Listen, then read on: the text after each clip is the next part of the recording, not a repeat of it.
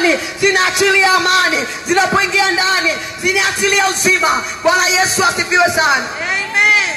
Bwana Yesu apewe sifa. Amen. Tumeleta habari njema za mwanaume Yesu, ambaye yeye walikuwepo watu wengi ambao walipita katika maisha yetu wakitamani kuwasaidia watu, lakini walishindwa. Ni kweli dhambi iliingia duniani, ikaleta mauti, ikaleta magonjwa, ikaleta dhiki, lakini walikuja watu wengi ambao yamkini unawafahamu. Walikuja na majina makubwa, wakaja na sifa zao njema.